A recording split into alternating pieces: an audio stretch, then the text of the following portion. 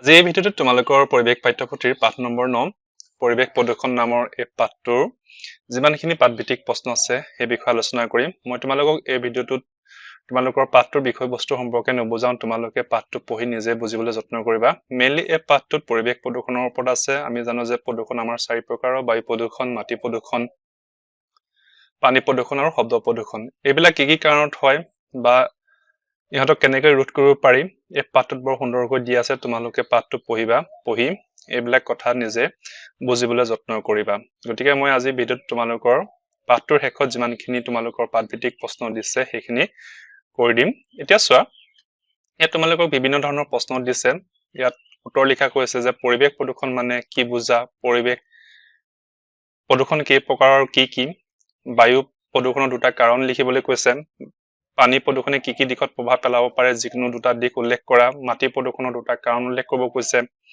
পৰিৱেশত শব্দ প্ৰদূষণ কেনেদৰে সৃষ্টি কৰে। এই প্ৰশ্নবিলাক উত্তৰ মই তোমালোকক কৰাই দিছো বোলা। এতিয়া প্ৰথমটো প্ৰশ্ন আছিল যে পৰিৱেশ প্ৰদূষণ মানে কি বুজা। এতিয়া চোৱা, প্ৰদূষণ মানে কি বুজা সেই কথাটো তোমালোকে এই ধৰণে লিখিবা। যেতিয়া বায়ু, পানী, মাটি আদিৰ লগত কিছুমান অলাগতিয়াল পদাৰ্থ বা বস্তু মিহলি হৈ ইহঁতৰ প্ৰাকৃতিক গুণাগুণবোৰ নষ্ট কৰি ইহঁতক ব্যৱহাৰ অনুপযোগী আৰু দূষিত কৰি তোলে, তাকে পৰিৱেশ প্ৰদূষণ বোলে। এতিয়া চোৱা যে বায়ু, পানী, মাটি ইত্যাদি বিলাকনো প্ৰদূষিত হয় কেনেকে। যেতিয়া এইবিলাকত নোসোমাবলগীয়া বস্তু, যেনে ধৰা অলপ বায়ুত কল কাৰখানাত ধোঁৱা সোমাই গ'ল, যান বাহনৰ ধোঁৱা সোমাই গ'ল, আৰু এইবিলাক সোমাই আমাৰ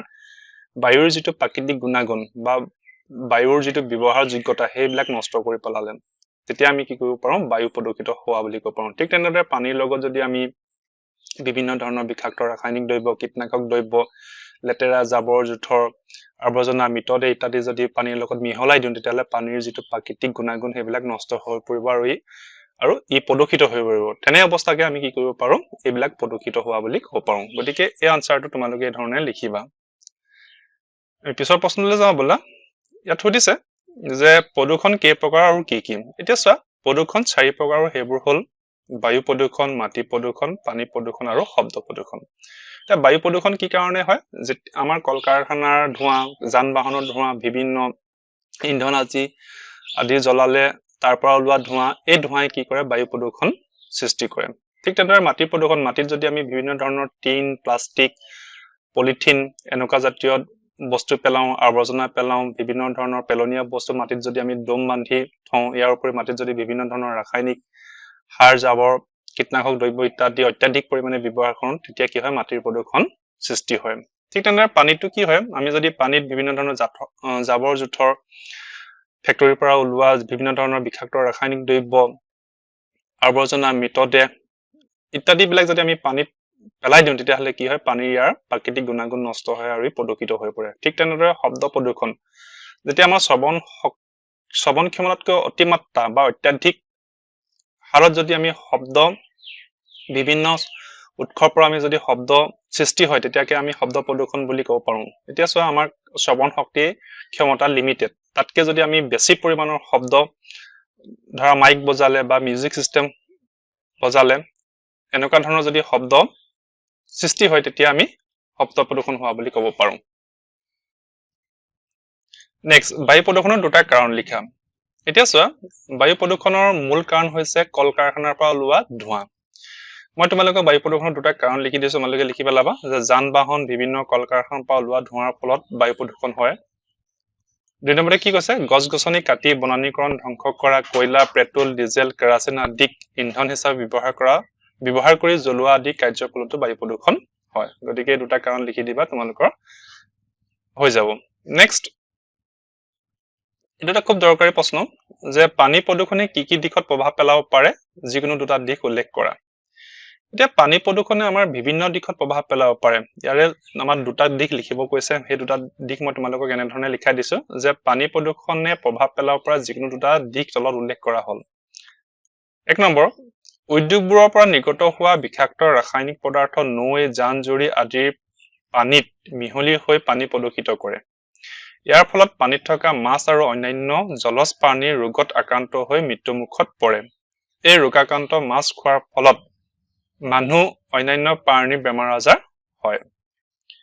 2 নম্বৰতে কি লিখিছো যে নদ নদী জান-জুৰি পুখুৰী আদিৰ পানী মানুহৰ বিভিন্ন কাৰ্য যেনে গা ধোৱা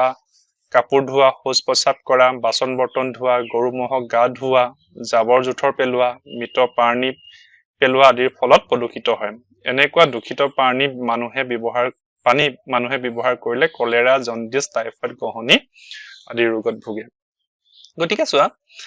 পানী প্ৰদূষণে আমাক কি ধৰণে প্ৰভাৱ পেলাব পাৰে যে আমাৰ যিবিলাক কল কাৰখানা আছে কল কাৰখানাৰ পৰা ওলোৱা বিষাক্ত ৰাসায়নিক পদাৰ্থবোৰ যদি আমি নদ নদী পুখুৰী জান-জুৰি বিল আদিৰ পানীত পেলাই দিওঁ তেতিয়া সেই দ্ৰব্যবিলাকে কি কৰিব তাৰ পানীবিলাক প্ৰদূষিত কৰি তুলিব আৰু তাত থকা জলচৰ উদ্ভিদ প্ৰাণী সকলোকে ৰোগাক্ৰান্ত কৰি তুলিব ইয়াৰ ফলত সেই জলচৰ প্ৰাণীবিলাকৰ মৃত্যুমুখতো পৰিব পাৰে আৰু তেনেকুৱা যদি মাছ বা অন্যান্য জলচৰ প্ৰাণী মানুহে খায় তেতিয়াহ'লে মানুহো বেমাৰ আজাৰ ভুগিব আনহাতে আমি যদি নদীৰ পানীত পোনপটীয়াকৈ নদীয়ে হওক বা পুখুৰীয়ে হওক আমি যদি তাৰ পানীত পোনপটীয়াকৈ আমি নামি গৈ যদি কাপোৰ ধুওঁ গা ধুওঁ শৌচ প্ৰস্ৰাৱ কৰোঁ তাতে বাচন বৰ্তন ধুওঁ বা আমাৰ গৰু ম'হ মৰিলে তাৰ মৃতদেহবিলাক যদি তাৰ পানীতে উটুৱাই পেলাই দিওঁ তেতিয়াহ'লে তাৰ পৰাও ভয়ংকৰ পানী প্ৰদূষিত হ'ব পাৰে গতিকে পানী প্ৰদূষণে আমাৰ এনেকুৱা আৰু তেনেকুৱা পানী যদি মানুহে ব্যৱহাৰ কৰে তেতিয়াহ'লে জণ্ডিস টাইফয়েড গহনি আদি ৰোগত ভুগিব পাৰে গতিকে পানী প্ৰদূষণে আমাৰ এই ধৰণে আমাৰ জীৱনৰ ওপৰত প্ৰভাৱ পেলাব পাৰে নেক্সট প্ৰশ্ন যে মাটি প্ৰদূষণৰ দুটা কাৰণ উল্লেখ কৰা যে মাটি প্ৰদূষণ কি কাৰণে হ'ব পাৰে ইয়াত মই তোমালোকক লিখাই দিছো যে মাটি প্ৰদূষণৰ দুটা কাৰণ তলত উল্লেখ কৰা হ'ল ক নম্বৰ লিখিছো মাটিত অত্যাধিক পৰিমাণে ৰাসায়নিক সাৰ কীটনাশক দ্ৰব্য আদি প্ৰয়োগ কৰিলে মাটি প্ৰদূষিত হয় এতিয়া মাটি প্ৰদূষিত হোৱাৰ মূল কাৰণ হ'ল কি যে আমি অত্যাধিক উৎপাদনৰ কাৰণে কি কৰো মাটিত দিবলগীয়া পৰিমাণতকৈ আমি অত্যাধিক পৰিমাণে ৰাসায়নিক সাৰ বা বিভিন্ন কীট পতংগবিলাক মাৰিবৰ কাৰণে যিবিলাক কীটনাশক দ্ৰব্য আমি প্ৰয়োগ কৰোঁ তাৰ মাত্ৰা যদি অত্যাধিক হয় তেতিয়াহ'লে সেই ৰাসায়নিক সাৰ আৰু কীটনাশক দ্ৰব্যবিলাকে মাটিৰ যিটো প্ৰাকৃতিক গুণাগুণ নোহোৱা কৰি পেলাই আৰু ফলত মাটি প্ৰদূষিত হ'বলৈ আৰম্ভ কৰে গতিকে ক নম্বৰ পইণ্টটো তোমালোকে কেনেকৈ লিখিবা খ নম্বৰ মাটিত য'তে ত'তে বা আৱৰ্জনা জাবৰ জোথৰ পেলনীয়া খাদ্য মলমূত্ৰ তৃণ আৰু প্লাষ্টিক জাতীয় সামগ্ৰী আদি পেলোৱাৰ ফলতো মাটি প্ৰদূষিত হয় এতিয়া চোৱা আমি যদি মাটিত বিশেষকৈ টিন আৰু প্লাষ্টিকৰ যিবিলাক সামগ্ৰী যিবিলাক সাধাৰণতে মাটিত পচি নাযায় বা পচিবলৈ আমাক বহু বছৰ সময় লাগে এইবিলাক যদি আমি মাটিত পেলাই দিওঁ ইয়াৰ উপৰি যদি আমাৰ ঘৰত সৃষ্টি হোৱা যিবিলাক আৱৰ্জনা জাবৰ জোথৰ পেলনীয়া খাদ্য মলমূত্ৰ এইবিলাক যদি আমি মাটিত দম কৰি থওঁ তেতিয়াহ'লে আমি যি টুকুৰা মাটিত দম কৰি থম সেই টুকুৰা মাটি লাহে লাহে প্ৰদূষিত হ'বলৈ আৰম্ভ কৰিব গতিকে মানুহৰ এনেকুৱা কাৰ্যৰ ফলত মাটি প্ৰদূষিত হয় গতিকে তোমালোকে দুটা পইণ্ট লিখি দিবা হৈ যাব নেক্সট প্ৰশ্ন 6 নম্বৰ পৰিৱেশত শব্দ প্ৰদূষণ কেনেদৰে সৃষ্টি হয় এতিয়া চোৱা ইয়াৰ উত্তৰটো কি হ'ব মানুহৰ বিভিন্ন কাৰ্যৰ বাবে সৃষ্টি হোৱা অত্যাধিক শব্দই পৰিৱেশত শব্দ প্ৰদূষণৰ সৃষ্টি কৰে সেইবোৰ হৈছে ক নম্বৰ অপ্ৰয়োজনীয় ডাঙৰকৈ হৰ্ণ বজোৱা খ ডাঙৰকৈ মাইক ৰেডিঅ' মিউজিক সিস্টেম বাদ্যযন্ত্ৰ আদি বজোৱা গ নম্বৰ ফটকা আতচবাজি আদি ফুটোৱা ঘ নম্বৰ কল কাৰখানাৰ বিভিন্ন যন্ত্ৰপাতি আদি চলাওঁতে ওলোৱা শব্দ ইত্যাদি এতিয়া চোৱা আমাৰ শ্ৰৱণ ক্ষমতাতকৈ যেতিয়া অতি মাত্ৰা শব্দ ওলাব আৰু কেনেকুৱা কাৰ্যৰ ফলত শব্দ ওলাব পাৰে আমি যদি খুব ডাঙৰকৈ হৰ্ণ বজাওঁ বা খুব ডাঙৰকৈ ৰেডিঅ' মাইক মিউজিক সিস্টেম আদি লগাওঁ বা ফটকা আতচবাজি আদি ফুটাওঁ বা কল কাৰখানাৰ বিভিন্ন ডাঙৰ ডাঙৰ যন্ত্ৰপাতি চলাওঁতে যিবিলাক ডাঙৰ শব্দ হয় এই শব্দবিলাকে কি কৰে শব্দ প্ৰদূষণৰ সৃষ্টি কৰে তাৰ মানে শব্দ প্ৰদূষণ মানে কি বুজিছো যে আমাৰ শ্ৰৱণ শক্তিতকৈ বা শ্ৰৱণ ক্ষমতাতকৈ অতিমাত্ৰা বা অত্যাধিক পৰিমাণে শব্দ ওলোৱা কাৰ্য গতিকে শব্দ প্ৰদূষণ এই ধৰণে সৃষ্টি হ'ব পাৰে তোমালোকে পইণ্টকেইটা লিখি দিলেই আনসাৰটো হৈ যাব পৰৱৰ্তী প্ৰশ্ন ইয়াত কেইটামান খালী ঠাই দিছে চোৱা ইয়াত 5টা খালী ঠাই দিছে মই তোমালোকক খালী ঠাইকেইটা প্ৰতিটো কৰি দিছো পৰিৱেশ প্ৰদূষিত কৰা পদাৰ্থবোৰক কি বুলি কোৱা হয় প্ৰদূষক বুলি কোৱা এইটো লিখিবা প্ৰদূষক বুলি কোৱা হয় খ নম্বৰ ইন্ধন জ্বলালে বায়ুমণ্ডলত গেছৰ পৰিমাণ বাঢ়ি যায় কি গেছৰ কাৰ্বন ডাই অক্সাইড গেছ ঠিক গ নম্বৰ কৃষি কাৰ্যত ৰাসায়নিক সাৰৰ সলনি জৈৱিক সাৰ ব্যৱহাৰ কৰিব লাগে ক নম্বৰ শব্দ প্ৰদূষণৰ ফলত মানুহৰ শ্ৰৱণ শক্তি কমি যাব পাৰে ঙ নম্বৰ পৰিৱেশৰ সকলোবোৰ উপাদান প্ৰদূষণমুক্ত কৰি ৰখা আমাৰ সকলোৰে দায়িত্ব গতিকে এই খালী ঠাইবিলাক তোমালোকে বহিটো কৰি ল'ব পাৰা বা তোমালোকৰ কিতাপতো কৰিবলৈ ইয়াত